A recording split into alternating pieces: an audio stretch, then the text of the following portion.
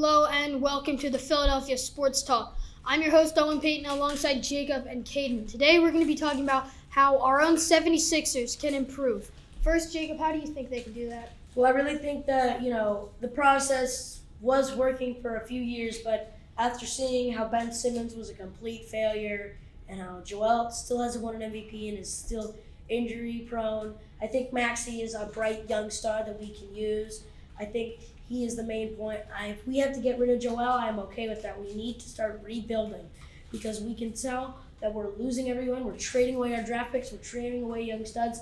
We need to go through another process in order to become a better team in the future. Bring more young guys in, better shooters.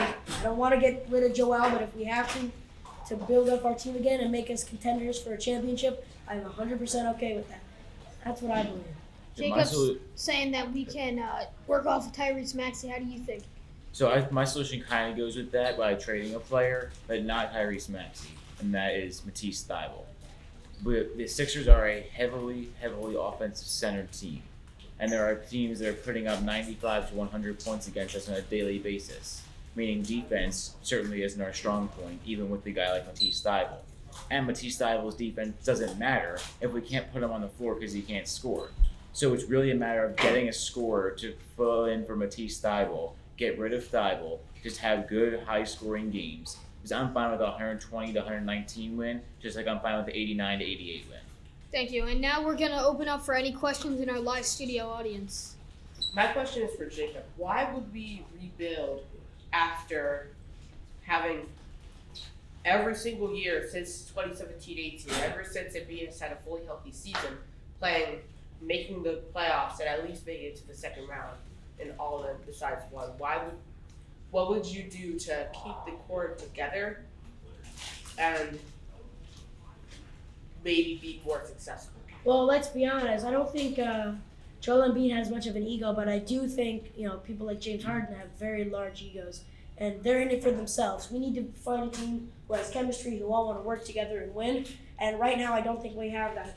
I mean, Doc Rivers has only won one championship. He is a fraud. He chokes in big situations. We need a new guy, a new coach. We need a new general manager. We need to rebuild. There's going to be a new process for us.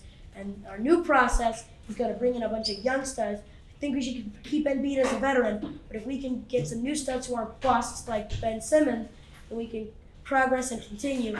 Because right now, our objective isn't to make it to the second round. It's to win a chip for Philadelphia. Firing Doc Rivers is not the start of a new process. It's the start of a championship team. Yes. The only weakness on our team, besides Matisse Thybulle some games, is Doc Rivers.